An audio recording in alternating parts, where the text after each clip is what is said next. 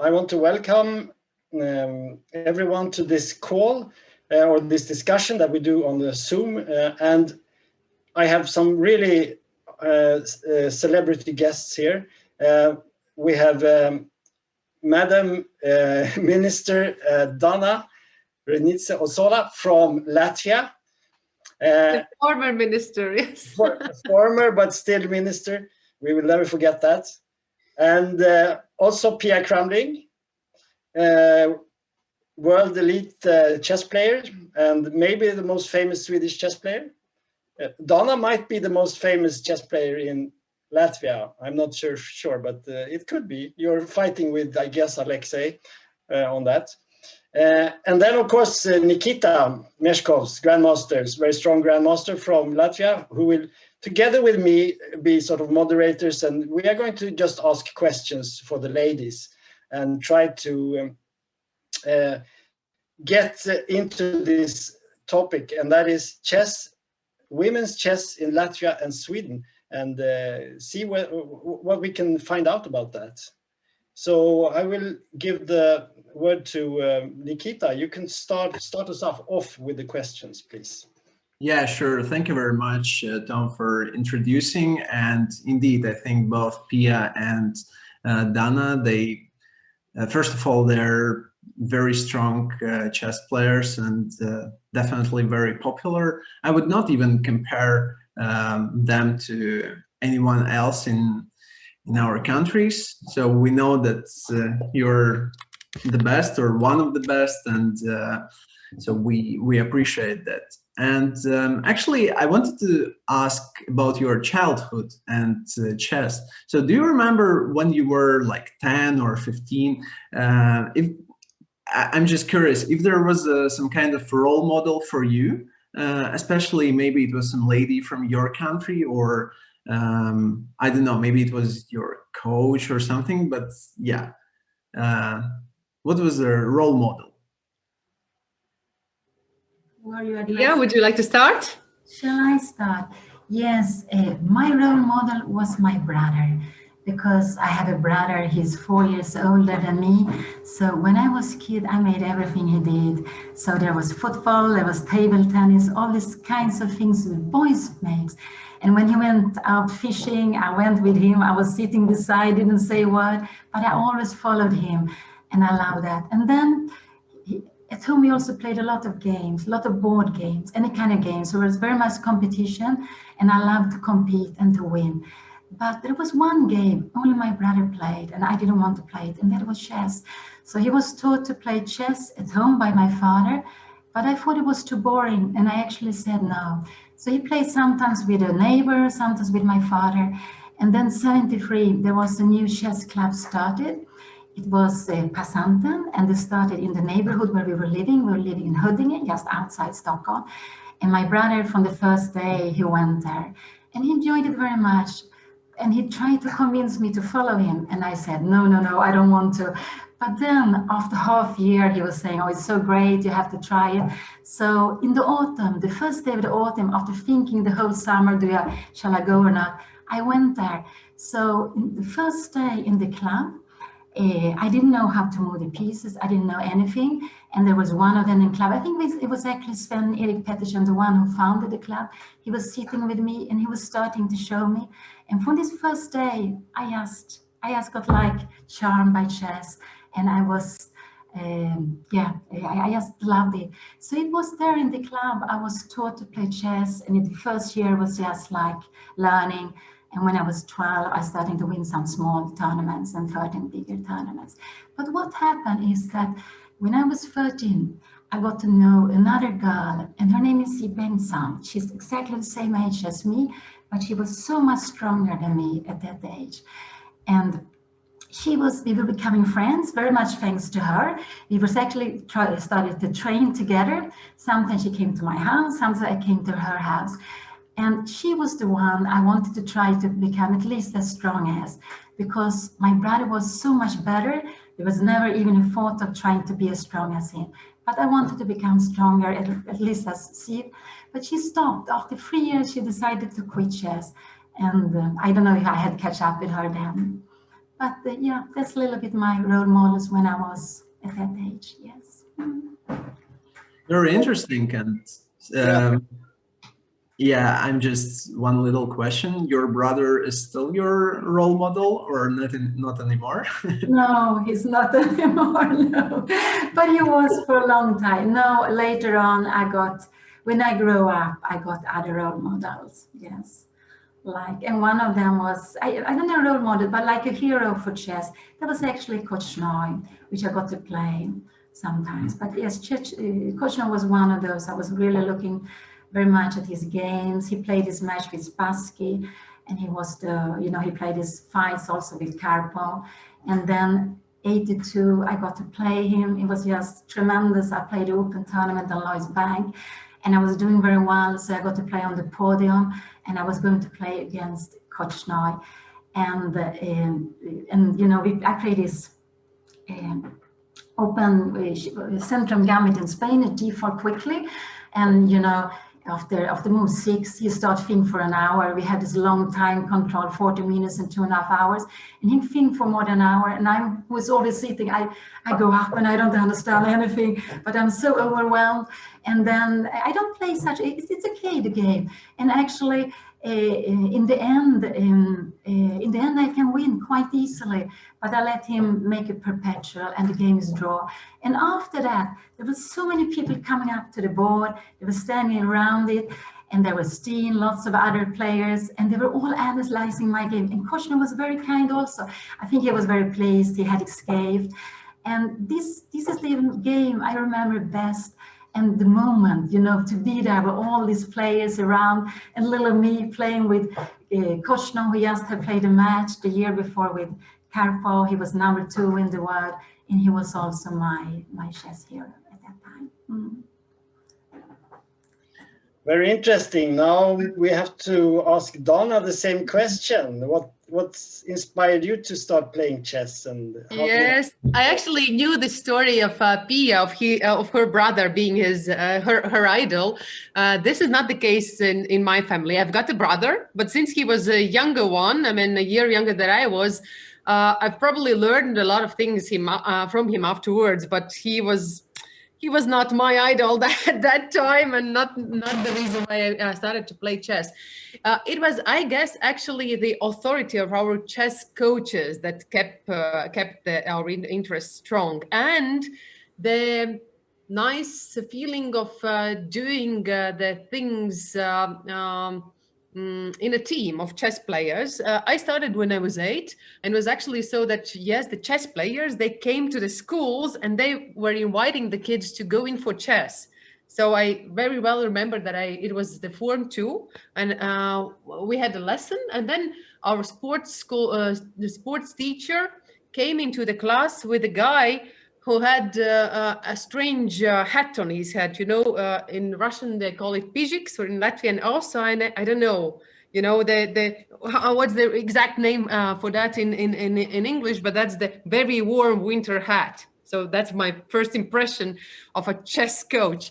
So, and they invited us to join chess, and half of the class raised the hands, but I doubt that anybody of us really knew what chess is. I did remember that, yes, there are some pieces, it's made of wood, because together with my brother, we've been playing with these pieces as with the dolls.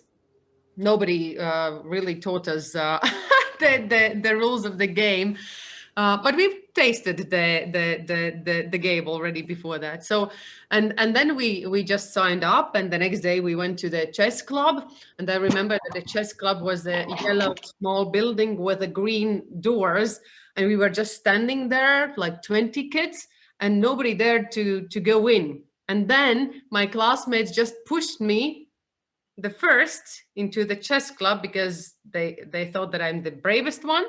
And since that, I'm joking that I entered the first and I exited the last. I mean, I have not exited the chess world since, was it 1991, I guess, yes.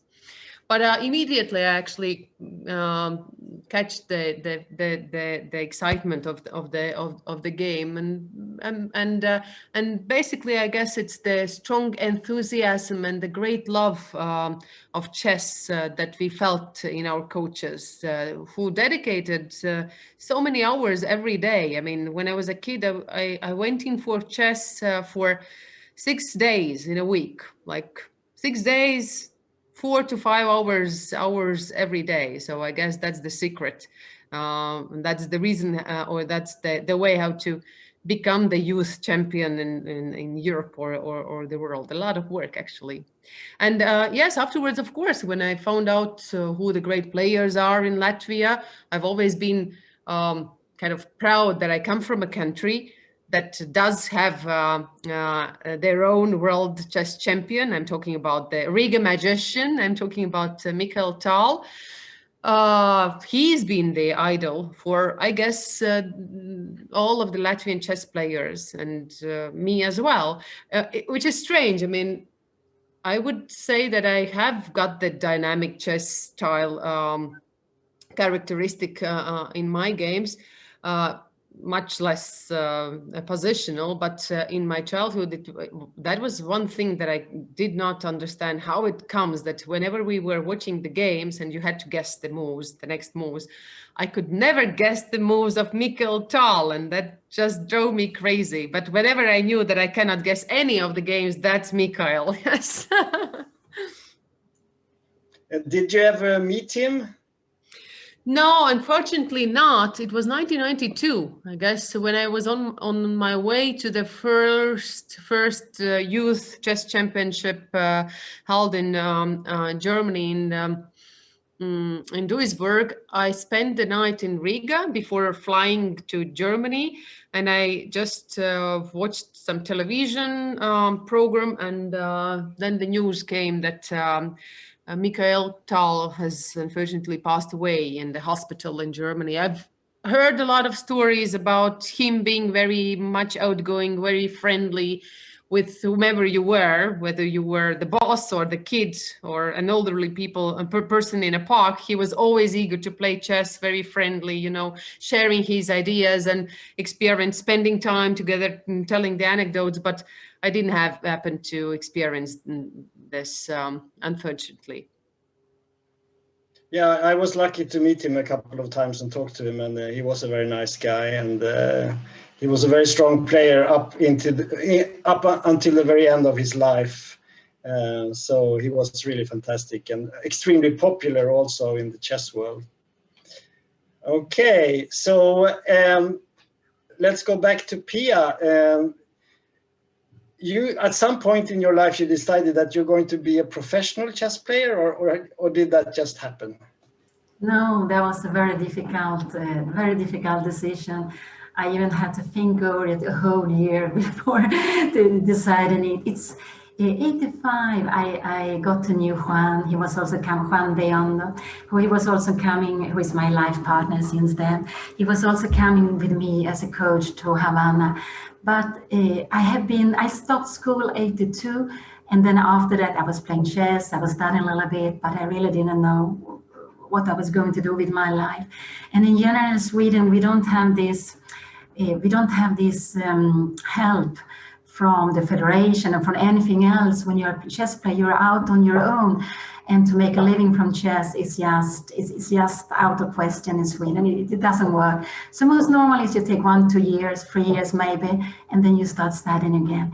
But then you, Juan, and I wanted to make a decision. So I decided 87 actually to move from Stockholm to go to Malmö to study something which I didn't like. It was a big mistake, but I studied. But I got away from Stockholm, and I had to work the last 3 months. And I was actually studying programming, which is absolutely nothing for me.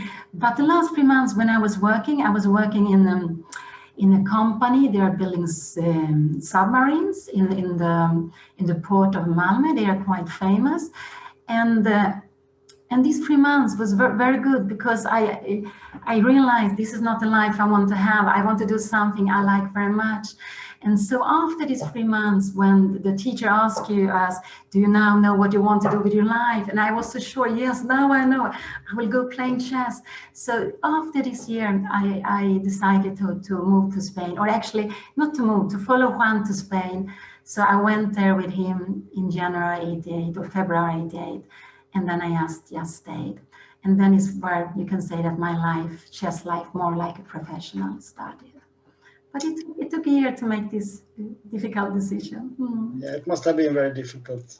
Well, Yeah. Dana, you chose another road than Pia, because you could have gone for chess professionalism also, but you chose something else. Tell us about it. I must admit that has been still probably the most difficult decision in my life, to take the decision not to become a professional chess player, because I love this game so much, and I've been very successful at that age when I actually took the decision not to become a professional. I was 19 years old when I finished my high school and I entered the university. That was the breaking point, because yes, we've got different system in Latvia. We've got a very strong sports school system. So I was part of that. I mean, the training was for free. We were provided with the funding to go to the chess tournaments. Even some daily allocation was paid to the kids. So that was the way how I had a chance. Being a girl from a little town for not a wealthy family, I had a chance to develop my talent. But when you finish the school, when you finish the chess or sports school, then the challenges start, because I understood that for the next big leap, I would need additional funding. I would need the coaches to work with. And I understood that I could not probably really afford that. I have to study, I have to work, I have to make my living. And that's how I decided not to become a professional. Nevertheless, chess has always remained as an important part of my life, my alter ego. So whatever I've been doing, I've always remained a chess player as well. So, and I guess that's something that has even allowed me to be a stronger politician, or better in those areas that I've chosen for my profession, because I always had this internal feeling that, oh, if I fail, for example, in politics, that's a very unstable profession. One day you are a minister or the prime minister, the next day you are probably out on the street or a member of the opposition party at the best. Yes. So, but I always had this sense that, okay, if something happens, I can always play chess, or at least train. Yes. And this gives you this internal sense of freedom, so that you are much more brave to take even the hard and unpopular decisions, because you know that in politics, the best things are not always the most popular things. The right decisions are not always the most popular decisions. And then if you are cramped and if you crawl to your position or your profession, then you lose this sense of freedom and braveness that is necessary. Chess has always given me this internal freedom. Yeah. That's a very interesting point. I don't think I've heard anyone say that before, so that was really interesting. Pia, what do you think chess has given you? Have you had the same feeling about chess as Dana? So in one sense, I just think that I have been able to do something I really love so much. And of course, the reason that I could be doing this because I know Juan, and I could live with him in Spain, and we could travel together. Because I started in 88, and at that time I played all these male tournaments.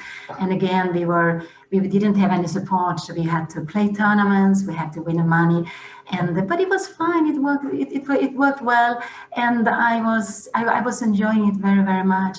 And it was also very nice to come to Spain. Spain is a country that's very I just loved it. It's very difficult not to love to come to Spain with, the people, the happiness, the sun, the food, everything. And also they had lots of chess tournament. And all of a sudden there was so much difference, the conditions we got in Spain than what I was used to in Sweden. In Sweden, the conditions was normally very, very small. The prize money is very small. And at the same time, Sweden is a very expensive country. But all of a sudden in Spain, it was like being a king or princess with invitations, So it was a big difference. And I was just very happy about that. So I enjoyed it a very, very long time. And I think if I go back, I wouldn't change this with playing chess, because I think chess is just fantastic to take with you in life. Okay, being chess professional or having something apart, yeah, I would have preferred to have something beside, because I think it's always good to, when chess life is tough, it's good to have something else maybe to fall back on, exactly like you have the chess to fall back on if politics doesn't work. But I'm very happy with it, and I think chess has given me really a lot of happiness. And I wouldn't play chess now after almost 50 years if it was because I still enjoy it. I still get a lot of happiness out of it. And I know I need to keep my energy. If my play will be too weak, I will probably leave. But as long as I can see that I can still make results, I can get happiness from it, I will keep on with it. Yes.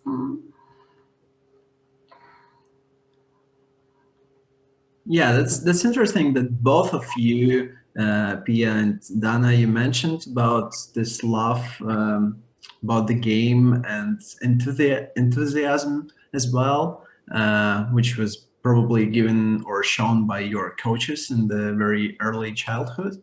I wanted to ask, do you remember the first time when you visited Latvia and Sweden? I mean, what were first impressions? Or maybe you remember some tournaments. How was it? Shall I start? For me, the first time was 2016. I was invited to play the Petrov's Memorial in Jurmala. So I flew to the airport, and it was Alexei Shirov who invited me. He went there with the car, he fetched me up, and we went to the tournament. And then, it was just very lovely. It's a very nice place. And I was very happy that for the first time I can play in Latvia after so long time. It's a country so close to Sweden. And all those years I've been playing, I had never played here. I've been in the airport when I went to some of the Olympiads. I had gone through Riga, but that was all I've seen by then. So that was the first time. And the second time was the year after, when I played the European Lady Championship in Riga. I think Dana was there organizing it. And it was very well organized. I was so impressed. And it was so well done with the playing hall in the center. We were playing also we were living at the same hotel in this SAS Radisson.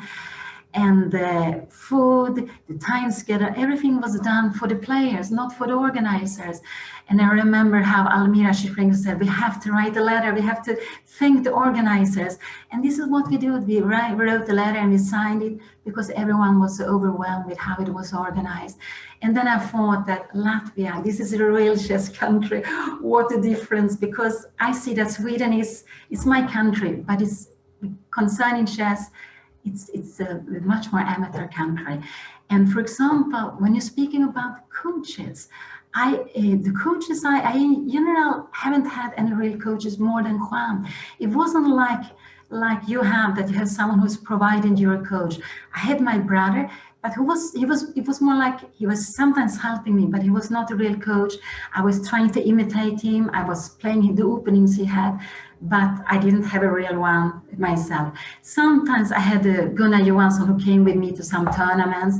He was sending me little papers, but it was the closest I had a coach before I met Juan. So this is so completely different in that in Sweden you are really, it depending on the clubs. Now, maybe if you have a good club, you can get help with that. So what I did when I was a kid, I played in 3 clubs. And one of those clubs had a good training session. This was Kristalla. So my training was to play all the tournaments I could. And most of the tournament was with the boys and with the men. So I normally play with stronger players. And yes, and then I want to mention the last time I've been to Latvia once more. It was the same year, 2017, and we went there with Vasa, with our chess club, and we were allowed to play the Latvian league.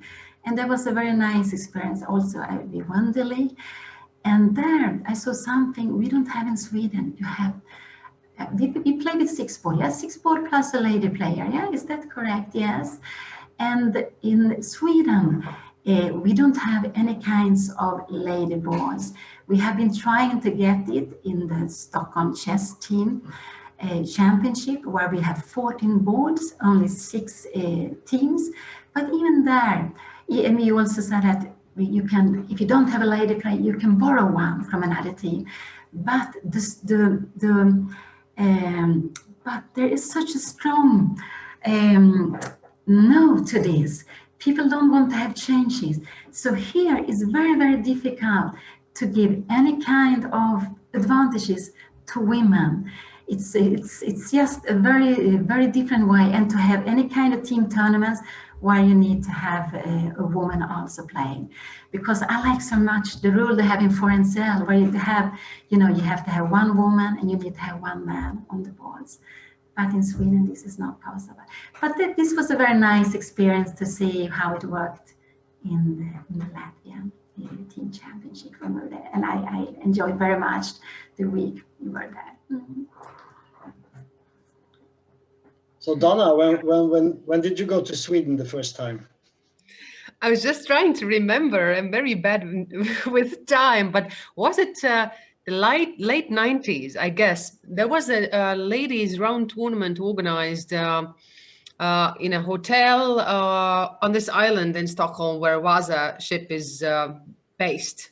Probably Yes. Pia knows what I'm talking about. Yes, I was there. I was there because there were several tournaments played at the same time. There was the ladies tournament and there was a GM tournament. And I don't remember if there was an open tournament also.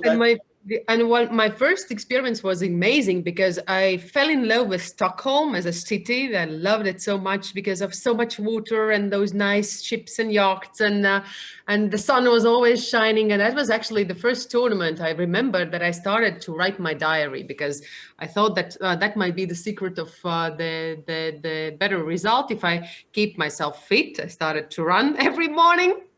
And I was writing the diary. So I guess it was in the evening that I was writing what has happened over the day, what have my mistakes been, both in the real life and on the chessboard, and then my decision for the better day tomorrow. So, and that was actually giving a result. I don't remember if I won the tournament or I was among the first 3, but then I understood that yes, if we want to achieve the highest results, then your motivation is, half of the result. Nothing new. I mean, every chess player knows that, but that was a nice playing field to test this approach. And I didn't have a feeling that Sweden is not a chess country, because that was so well organized. That was amazing. I mean, especially, I guess, in that time, the quality of everything, of the food, of the hotel, of the living standards, that was something, unbelievable for us. Not that big contrasts that I remember from the early 90s, when there are so many stories of our childhood. The first tournaments that we went to Poland in 1991, I guess that was my first foreign trip. That we were going there to play in a kids tournament. We were driving there by an old bus, Yeraz, that was the bus. So whenever this bus, it was owned by the sports school, whenever it stopped, we had to jump out and push it so that it starts driving once again. Then we were covering the doors of the bus with a warm blankets so that we would not freeze, because it didn't have the heating system. We didn't have any money because for the whole salary of my parents, we could get $10, which was nothing in Poland back then. You couldn't buy anything by $10. So our currency was the Riga Spratz, the canned fish in tomato sauce. So all of this bus was packed with the heaps of this canned fish. And while we were playing as the kids, our coaches were selling this canned fish so that we would have at least some money to survive on. And I remember the first banana in 1991. The taste of the banana, that was, something. And the first yogurt that we saw, and the cosmetics for the women. I mean, everything was like a miracle. So this was not that bad when I was first in Sweden. I mean, we had already some experience, and the Western values, Western products was coming in already, and the market was open, so we could not be surprised that much by anything. But anyhow, I loved being in Sweden and playing their chess and getting a nice prize. I don't know, I think it was money, and one of probably my biggest prizes at that time. I think you won the tournament, if I remember correctly. I guess so, yes. Yeah, I think so. I'm quite sure you did. Which tournament was that? I thought it was the tournament 2008, the big one with over 100 players. But this No. one. This was a ladies' tournament, and there were lots of Swedish players, but there were also ladies invited from around Europe, I guess. And it was pretty strong. But you didn't play, Pia, I remember that. But Pia was not there. No. 1 year I played the Grandmaster tournament, but probably was another year because this is Hasselbacken, yes? This Yes. was Hasselbacken. Yes. Mm-hmm. I played it, but another year I'm playing. Yes. Then I know which tournament.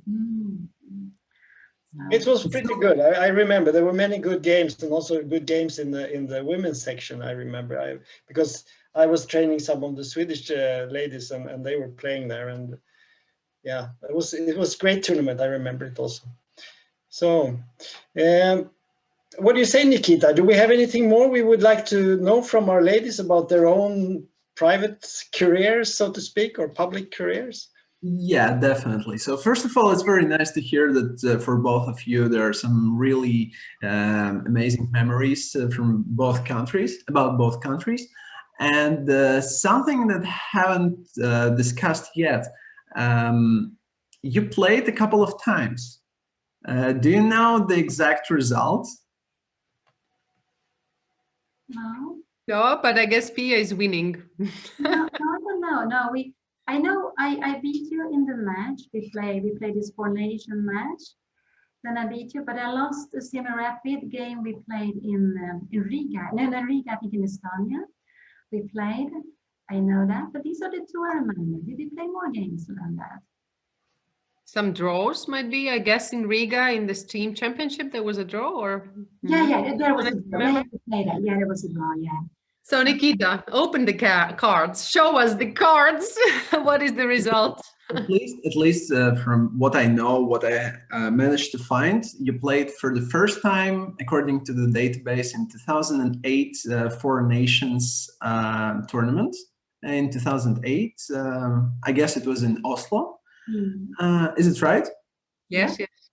Yeah, and the second game, which I found in the database, was in 2017 in Latvian team championship. The draw was agreed after 7 moves, so you were not in the spirit. Quite the mood, yeah. We were not against Vasa, so a little bit. Okay, no, maybe not, but okay, yeah, we were not in fighting. And yeah, to be honest, that's it. I found only 2 games, but actually I've written in the chess base Reizniece-Ozola and Cramling, and then I figured out that Dana actually played against Anna. So if we count all together, Reizniece-Ozola against Cramling, we have 1.5 against 1.5. Otherwise, Pia is winning.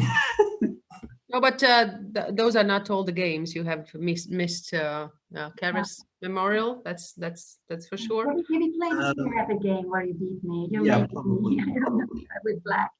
So, but I don't know exactly the year. And then you play with Anna. Yes, I know that.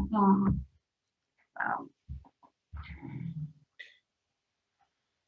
Yeah, and also I wanted to ask, what do you think about this friendly matches format? Because this is something very special compared to the classical tournaments. Just recently, I thought what kind of atmosphere we have during the tournaments, and I've already participated in 2 Olympiads, so this is something very special to the just normal classical tournament, and so just the pressure is much more, and I don't know, maybe some kind of responsibility when we're playing for fun, when we're playing hands and brain. This is just absolutely other game, and I would say that friendly matches also has its own atmosphere. Yeah, what is your experience? I know that Dana were playing at least a couple of times in the Baltic clashes when we played, we faced Lithuania and Estonia. But yeah, what are your impressions and thoughts about that? I think the main characteristics for these matches is the fact that the scope of those is actually to make the friendship, and that gives a totally different taste. Even if we are fighting harsh on the board, I mean, the general atmosphere is very friendly and inviting and encouraging. And even, I mean, especially now, I guess, when people are lacking the communication so heavily, I love this kind of friendship matches, because besides us playing, I hope that this is going to be also a very nice entertainment and nice way of spending the time together among our club members. Yes, so giving this fun and sense of communication, because human beings are actually social beings. We need this interaction with the other people, even if it's your competitor in chess. Yes, and I guess this is the high time to organize these kind of events now. Well, everybody, I mean, who is a professional chess player still has got some spare time. Well, in a normal life, in the active chess life, I guess the calendar would be packed with the tournaments already well in advance. It would be difficult to find the window of opportunity for such a friendly match. True. What are your thoughts, Pia? No, I can only agree with Dana say. I think, yes, this is fantastic that we can play a match, a friendly match like this, and also that we are ladies playing, because especially in my country where it's seldom that you do something special for ladies. So this is a little bit, it feels a lot for us, and it's very appreciated among those players who will play here on Sunday. So no, I think it's a very nice way to a little bit also to get better to know each other from different parts of Vasa. I was even thinking of, when Sweden was this big country, when Latvia was part of it, and then you have this eastern against this western part inside. But it's a little bit the same. So I think it's just very lovely that we play this match. And as Dana said, of course, now is a very good time to play. We are all sitting, waiting for life to become normal again before we can go out playing in that way. But of course, here we can see each other, but I will a little bit miss that we can't meet the normal way like we do over the board. But this is as close as we can get. Yeah, I have a question to both Pia and Dana. I'm very interested in your childhood, like how chess looked back in 91 and 73, when you were 10 years old, let's say, or when you started to play chess, and how it looks now. Just what is the difference? Where in which direction we're going, and yeah, is it improving, or especially women chess in our countries? How you see it? You want to start, Dana? I may. Various aspects. I wouldn't say that the overall situation is improving or somehow deteriorating, because there are some things that were better back then, as for example, as I mentioned, the strong sports school infrastructure with a high support from the government to the salaries of the trainers, to the infrastructure for the competitions, which is, it has not been decreased, but it has not grown as fast as the overall living standards in the country. So that's why there's kind of a feeling that, okay, sports in general and chess included is lagging behind. Yes. On the other hand, I guess, I mean, the whole context gives you so many opportunities. I mean, the borders are open. We are part of the European Union. We're part of the NATO. We are part of the Western world, and it's so easy for us to find our way. I mean, even me myself, I do play for a German club since 1999, I guess. Yes, so half of my life already. And the same chances are there for every chess player to find the contacts in Sweden and Germany, in Italy, France, wherever. It's just a matter of your professionality and your charm to make the contacts, yes, and find your ways of living. As to the girls' chess, for a while I was already becoming desperate, because I'm the board number one since in the Olympic team since 1998, when I played my first Olympiad in Kalmykia, and the team has not changed much since that. I mean, back and forth, some players are changing, the ones who get married, skip chess for a while, or the ones who start their professional careers, stop playing chess for a while, then always as a rule, as a law, coming back to this royal game. And we were at some point even joking with the tears in our eyes that the same Golden Girls team of 1998 would play after 30 years in the World Senior Championship, because we didn't see any new girls coming up and raising. And even if we saw some young stars or talents, they somehow disappeared, vanished somewhere. But now I'm more optimistic. I see that there are shining stars who would replace us, hopefully, soon joining the Olympic teams as well. It's, for example, Maria Kuznetsova or Agnes Avetian.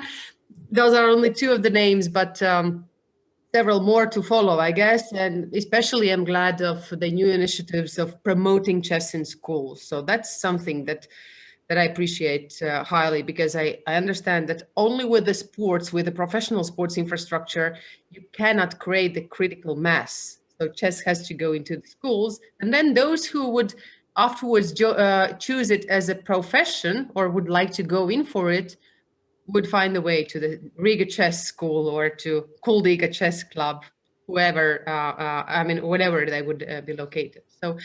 But for the infrastructure, I mean, even today, I guess, for the young kids to start and go in for this sports, we've got such an advantage compared to many other Western countries. And that's why I'm a great fan of this.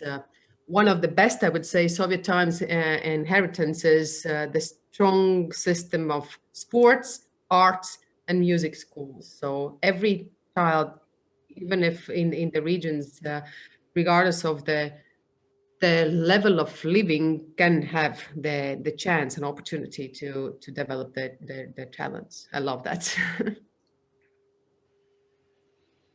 Okay. Yeah, very, very interesting. And what about you, Pia?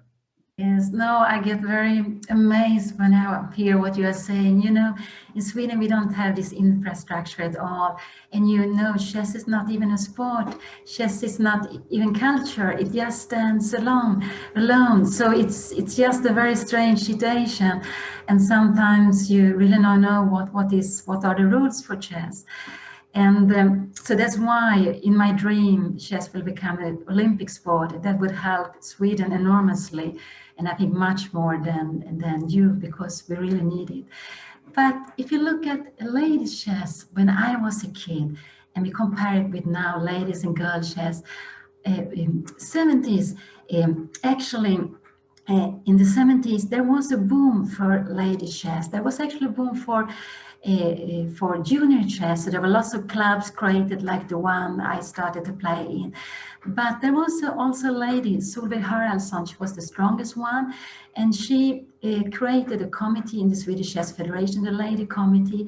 And they were doing some good things. So the first time Sweden, the women team entered the Olympiad, it was 72. And it was thanks to Solveig and the Haraldsson, the effort they made. And then the Olympic for women had been going on for 20 years. But Sweden, which was a very strong country, have lots of traditions. You know, we had 3 of the first 4 interzonals in Sweden. But for ladies chess, they didn't enter the Olympiads. They were waiting so long. And what happened in the beginning of the 70s, there were lots of small, there were propaganda tournaments. So when I was starting playing, I played mainly with the men, but sometimes we had a propaganda tournament. We played the women with girls. We played against people working in the chess federation. It was, but we were laughing at it. But it was a way for us to meet together. There was also, I played once, but it was later on. There was also open Swedish ladies championship. There were some ladies tournament. I know my club organized also lady tournaments. And so there were some tournaments organized by different clubs. And there was also even a lady tournament going on every year. It was Digforstreffen. It was a man from Denmark who organized it. And these things doesn't exist at all now. So in one sense, there were more tournaments, there were more matches for girls and women when I was brought up. And I remember also we played a team tournament, and we managed to have a women team here in the Stockholm Federation. These things, which is just not made at all now. So in that sense, it was more things for the girls than it's now. And what more can I say? And yes, and after that, from the first Olympiad, Sweden took part 72. One of the girls, she also made Ulla Blomgren, she made a silver medal, so they got something back when she came home. After that, Sweden has always participated in the Olympiads. Even only Dubai, when Israel was not allowed, Sweden didn't go with either team. But even 94, when Sweden didn't send a team in the open class, they sent a ladies team. So it has, in that sense, it has changed. But if you compare now with what we have now in Sweden, what it's doing now for the girls and for the women. For example, in Sweden, we don't have a women championship. I have played it once in my life, 81, and I was second after Borg. It's the only time I played. I played more than 20 times in the absolute championship with the men. I've been second 3 times, one after Tom. My best championship was 2000, but then Tom passed me the last day, and we had the same points, but he had better wood shots. And when I was 13, I won the girl championship. I played it once. So, and now what we have for the girls, the only thing Sweden have is a girls' school championship once a year. It's a weekend. And there is no other championship for women. There is no other championship for girls. They are all mixed. And there are very few special girl tournaments organized. Actually, Jonas and I, we are organizing from the girl tournament once a month. And the idea with the girl tournament we organize is that there are lots of different girls in different clubs. And with the girl tournament we organize, they will meet each other. So you will get friends. And that way we hope they keep on playing. But I think there are less than, maybe there are 5-6 girls tournaments all over the country a year. There are very, very few. So we don't have any kind of women chess, actually. It doesn't really exist. And I think this is something very peculiar with Sweden. For me, when I was a kid, there were some tournaments. I was very happy to play with the boys. For me, this was very good. But I think if you want to have lots of girls and women to play, you need to give them double chances. You need to have both kind of tournaments. So what happened is that when there are the Olympiads, when Sweden will send a team to the team European Team Championship, there's enormous interest to get into the team, because this is one of the few things you have actually. And before, in the 80s and 90s, there were still these matches. You know, we played this four-nation match 2008, but these things has disappeared. So there are not so much more actually now for the now for the girls and women. So I would say that that is a little bit. And what the Swedish Federation then do, they have created training groups. They have 3 training groups for, say, the top ladies. One is in Malmö, one is in Gothenburg, and one is in Stockholm. We have a Grand Prix, and what they have done is that those women who want to play, who has a minimum rating, don't have to pay the starting fee. This is what they have done. And now lately with the pandemic, when we are going online, they have a young woman, Paulina Otto, who is working. And now together also with me, we have started a kind of chess training, and for ladies, it's open for any woman who wants to join it. And we have 3 different levels. I have the stronger ones. There's a middle group where it's another girl from the federation working, and Paulina has the weaker group, and she's also organizing tournament every second week. So online there have been things happening, which I'm happy for. But I just hope that there will also be more things when we go back to the over the board. So you can a little bit compare, if you take away all the girl championships you have, all the women championships, then you get a little bit like what we have in Sweden. And then I was looking as a curiosity among the number of youth we have. And if you look at the boys, we have 100 boys getting down to 1,500. And then I was looking at the number of girls. This is from 20 years or younger. We have 8 girls going down to 1,500. And of course, if you compare with the number of ill-rated players in Sweden, among women, we are 2.9%. So it's better. But you can understand that from my point of view, if you want to get lots of women, you need to do other things too also. But here there's so much, and I think there was David Smerdon from Australia. He made a statistic, and you can see that the country which is more, where you have more equality in the society, there is also where you have less women playing chess. So we, the Nordic countries, are in the top of less women playing chess. And I think it is because here there's so much feelings against giving women any kind of advantages, like organizing a special tournament for women, or like having that you have to have a woman in the team, or even what I would love to have, we have youth team championship, and that in the junior teams that one of them has to be girls.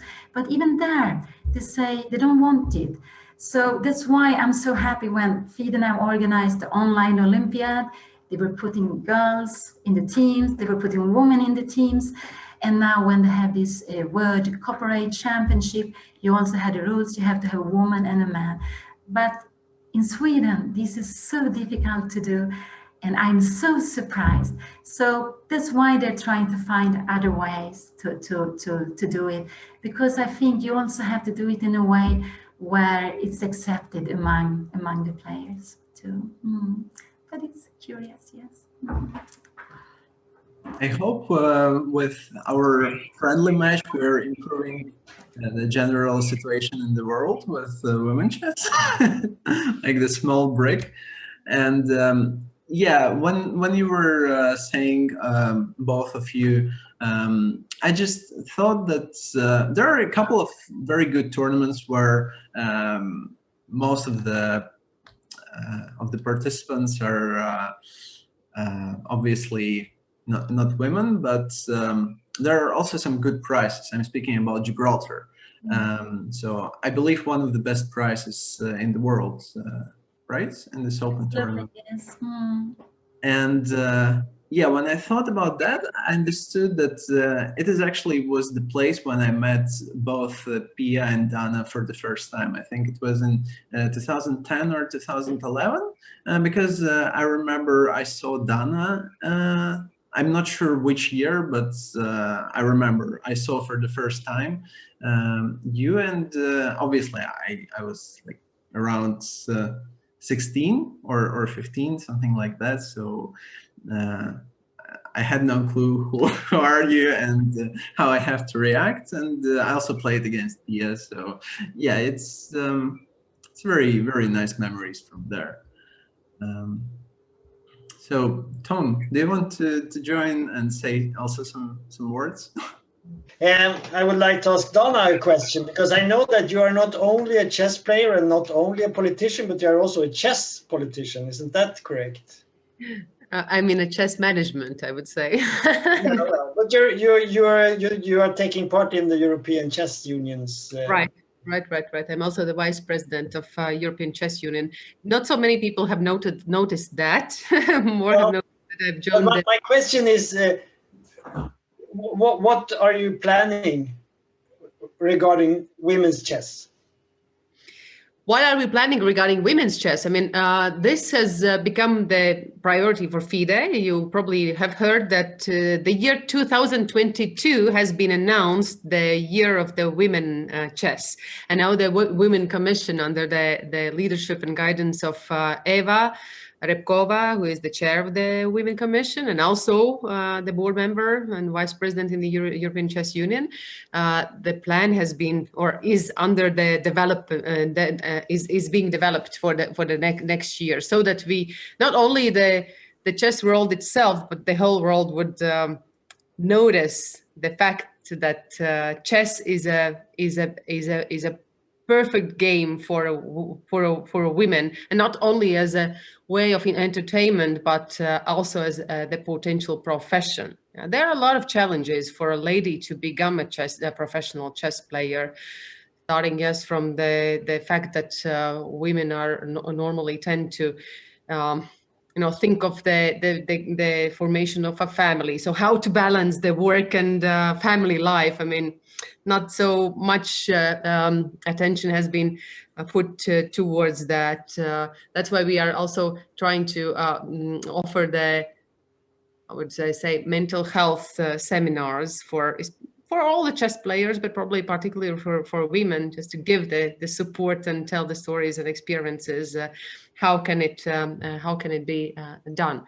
So besides the top or high level chess events that are already organized, like Women Grand Prix and the others, we are also thinking of those segments that are less developed, particularly the amateur chess players. So that's also one of the plans already this year, to organize the big online tournament for the amateur women, the continental tournaments, and then with the grand finals, centralized one. So once again, we're trying to find the ways how to give the chance to play chess, to communicate, to get some nice prizes.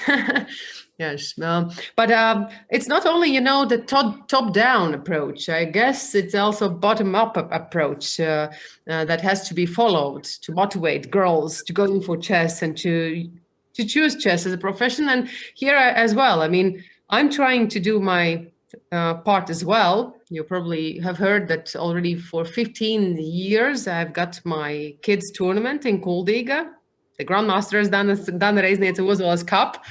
So that's a kids tournament where I keep several principles strong, and one is that I have a clear rule that the prizes are totally equal for boys and girls. Normally, Pia would probably confirm that whenever you have some tournaments, you have the smaller cup, you have the less money, the smaller prizes for the girls compared to the boys. So this is a no-go in my tournament. They are equally big, the prizes are equal, and the girls are as precious probably even more precious there in this tournament than the boys.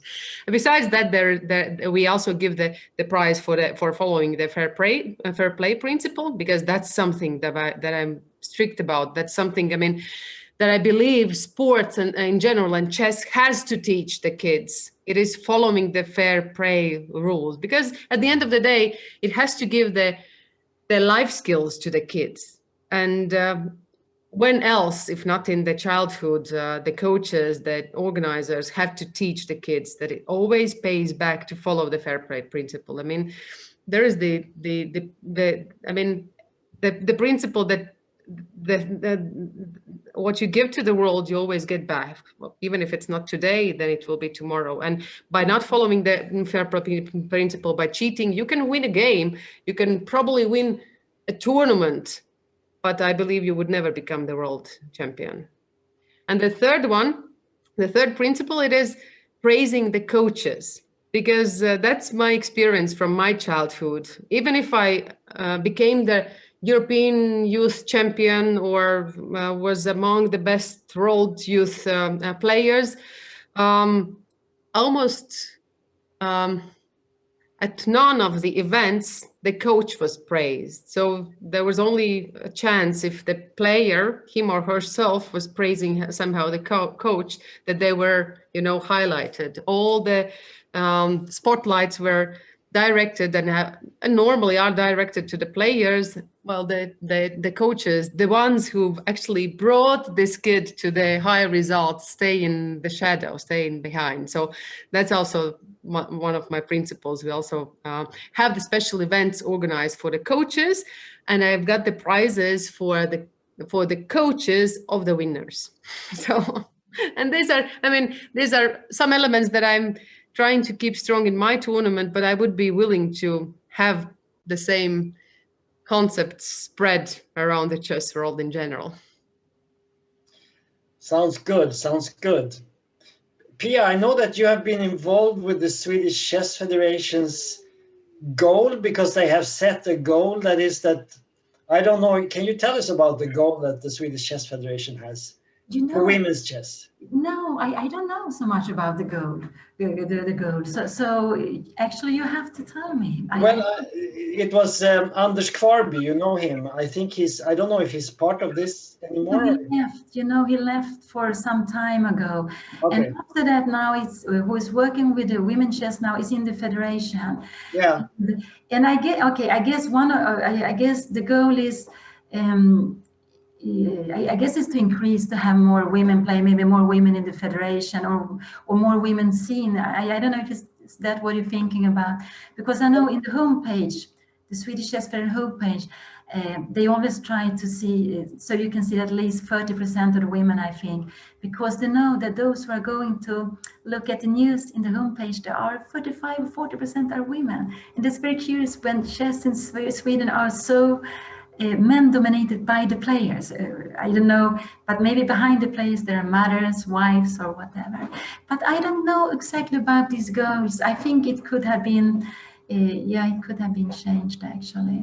The goal was, I think, very ambitious, because it's that, and you said it now, but you didn't elaborate on it. I think the goal was to have 30% of the members of the Swedish Chess Federation, registered players, should be women.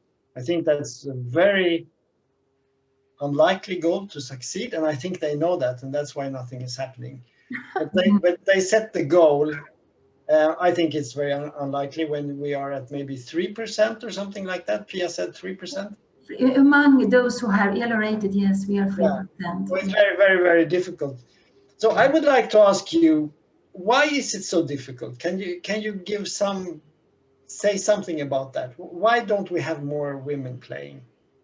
If I look at Sweden, I think it's this, this mentality that you don't want to give women any kind of advantages. So it's very seldom you have a woman prize. If you have a woman prize, it could be a chess clock, but it's very seldom you have it. And you don't have girls' prizes at all.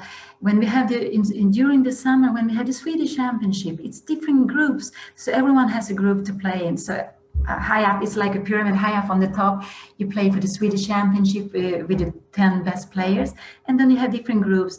And among the younger one, those who are maybe up to 10, 12, you have lots of girls playing, but you don't give any kind of special prize for the girls. So you don't choose the best one to become the girl championship, and they are very scared about these things. And I think that for those who are playing, it's okay. But those who have left chess, for those, they are not okay. And what happened is that until maybe 12, 13, we have quite a lot of girls playing. I don't know how many percent, but it's not bad. But for each year, it becomes worse and worse. And when you go up to over 16, it's less than 5. No, it's extremely very few among the juniors. And so I think this is a little bit the reason that we are so scared. And the reason I want to have a girl tournament is not that it has to be all girl tournament. I just want to have a tournament where the girls or women are in majority. And then I believe this is the only way to organize it. Or if you can organize a tournament with half-half. Because everyone knows, but it's said that if you are in minority and if you are less than 30%, this is it's not a good minority.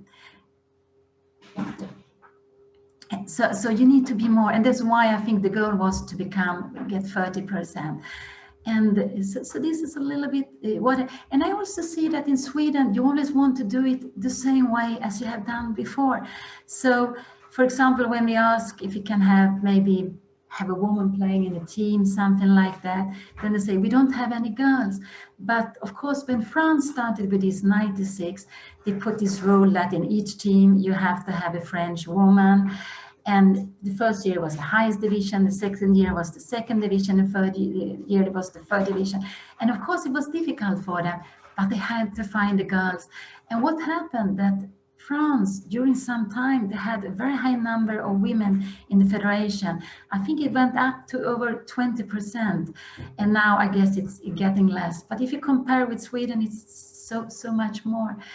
And so I think this is a little bit struggling that one is you don't want to do these special tournaments, but also the clubs don't find a way to make the women or the girls more welcome. And somehow to have if you want to have lots of girls to stay, you need to have a big group. So it's like one of our trainer, Robert Danielsson, he's a very famous Swedish chess trainer. He used to write books.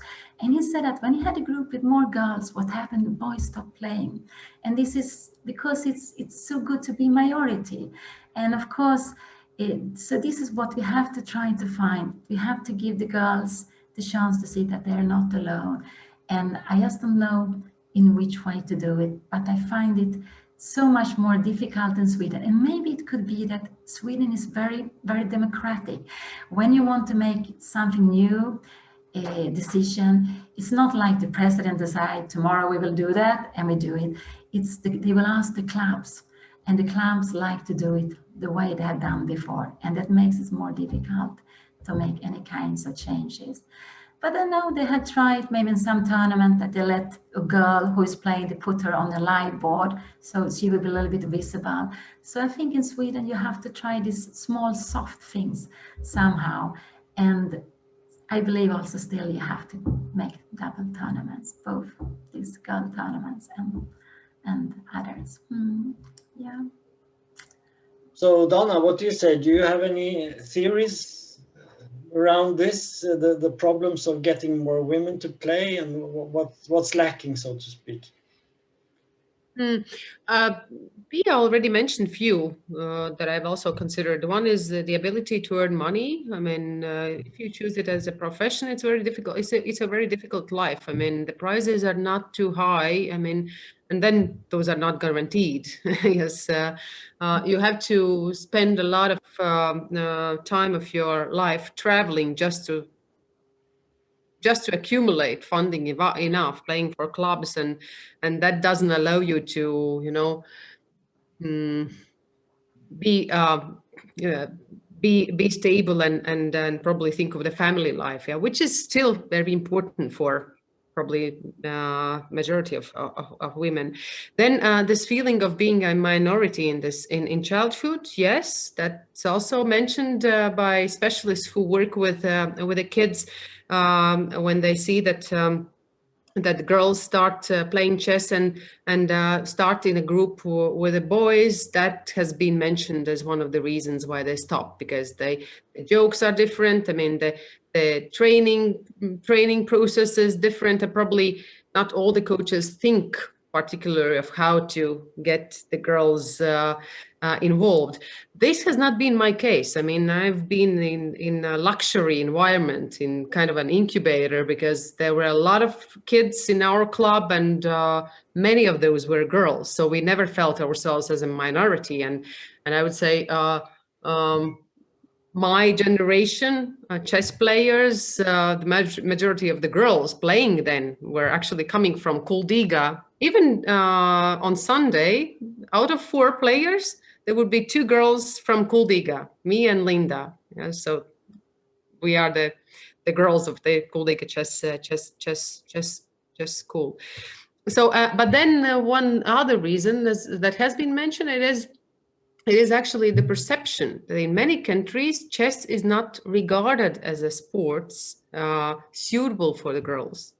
So the parents don't believe that that's something, good for girls. So why should I bring my girl to a chess club? So they do not get even the idea of that. So, and that's why, once again, I believe in this concept of bringing chess to schools.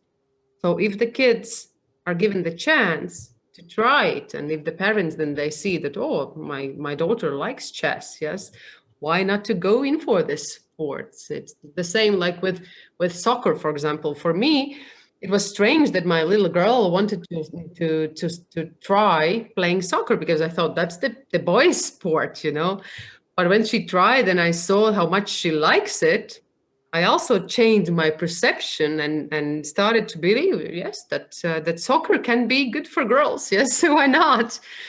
So, and this is the matter of perception, especially in the Eastern countries. I guess that's a challenge. So, bringing chess to schools, that's the secret. Can I say one thing? Can I say one thing? Yes, I just wanted to mention that I think exactly like you say, I think this is a less problem in Sweden. This with what to say, if girls can play chess or not. But one thing which is very good, we have this, that when you're 10 years old, we have this, that almost lots of kids are playing chess. We have the school tournament, which is just fantastic and has been held for maybe 30 years. So during a year, very many children will get in touch with chess, and they play as a team. And even if you don't know so much the rule, it doesn't matter. Just being there, the number of the players in the class is what's is important, and you're helping each other. And normally, then they play the final in a normal, very nice building. It could be Globen, this, like, it looks like a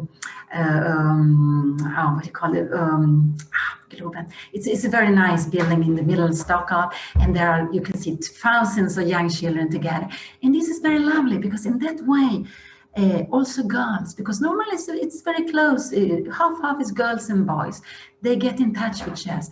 But what's a little bit sad is like 99.9% of those who play chess this year, they are quitting. They don't make the step to come to the chess club, so they don't continue. But we have this chess in school, and I think this is very much the strength of Swedish chess, that we have had it for quite a long time. And even now, sometimes when I meet grown up, they can tell me, I played chess for a year, and they are, they're not my age, but maybe 10 or 15 years younger. So it has been going on for a long time, and it also makes that the parents, when their child will maybe start with chess, they are more positive to the chess too. So yeah, it's one of the plus thing I believe in Swedish chess. Mm-hmm. So Tom, it's time to sum up what we have today and where we are going, what we are going to have in 2 days. Yeah. So what? Build the intrigue. Yeah, well, I think we have to test this thing with women's chess on Sunday, right? To see it in practice. Definitely. Yeah, I think it will be a great match. And I see here that we have a point talking about your teammates, but you have sort of mentioned, Donna, you mentioned a little bit about your teammates. I have seen who is playing on each team, and I think it looks like it's going to be a very even match. Do you agree with me on that? Yes, I mean, in our team, we have 4 players. All of them have been playing at least once for the national team in the Olympiads. So that is me, Laura, Rogula, a very experienced chess player. I guess one of the best and most regular chess players on Vasa online tournaments. Yes. Yes, she's a killer. Yeah, she's a fire on the board in online chess. Katrina America. Earlier, she was Katrina Šķinte, also a very experienced chess player, several times being playing for the national team in the Olympiad, in the European Chess Championships. She's one of the examples which I mentioned, that a lady, when she starts her professional life, she quits chess a bit. So she's not been spending too much energy on chess lately, but I hope that on Sunday it's her comeback.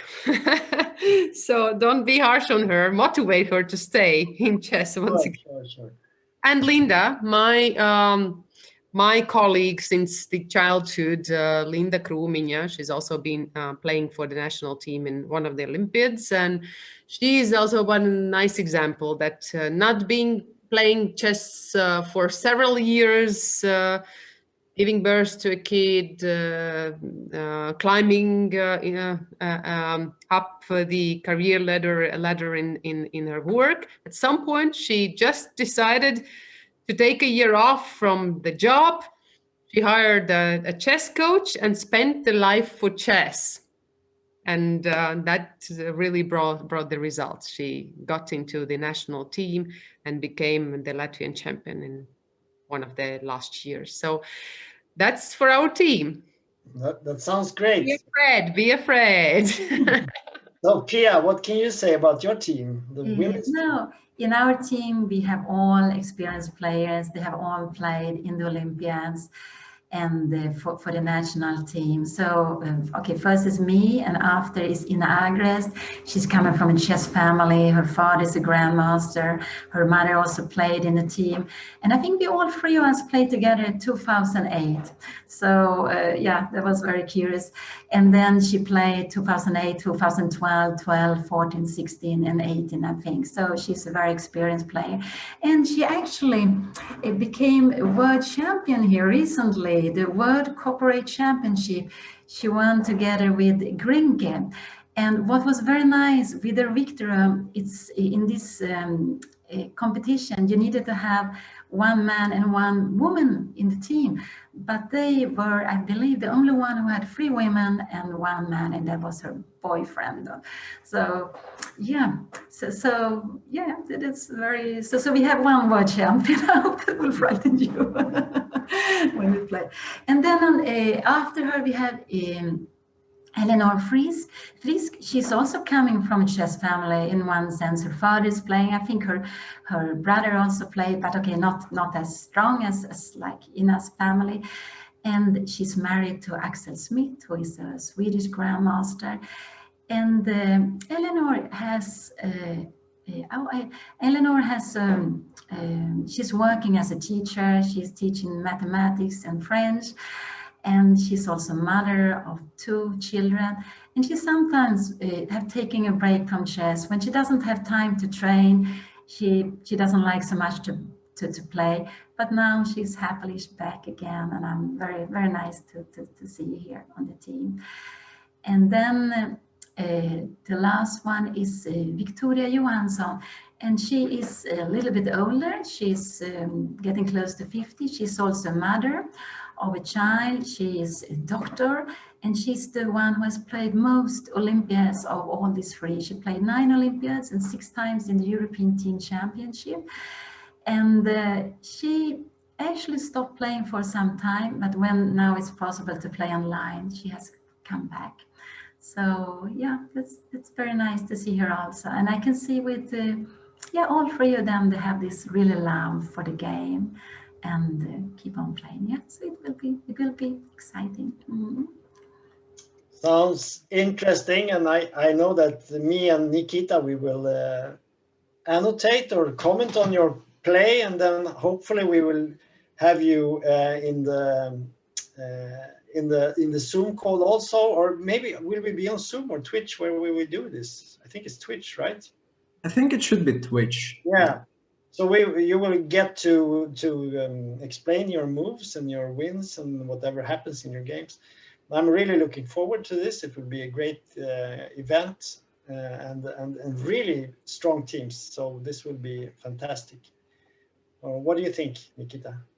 Yeah, I think we have a perfect introduction and looking forward to the event. Despite we have, for instance, Katrina, who is not very active lately, but I'm pretty sure it should be hungry for chess. Yeah, There are two more days to go. All of us are sharpening our armory, getting ready, checking the variations, reshaping our chess mode. Will 100%. be And I wanted also to mention that the first event we organized, it was absolutely awesome in terms of atmosphere, and we managed to discuss many things with guys and girls from both countries. It was absolutely lovely. So yeah, I'm pretty sure it has to be as good as at the very least as good as the first one. So yeah, waiting for that. So, okay, thank you everyone who joined in this. It was great seeing you, and I can hear from all of you that you have this great love for chess, and I share this, and I'm really looking forward to seeing more fascinating chess this Sunday. So thank you everyone. Thank you, Pia. It has been a great honor to have this discussion with you. Thank you, Thank you so much, all of you. Thank you, Dana. Thank you.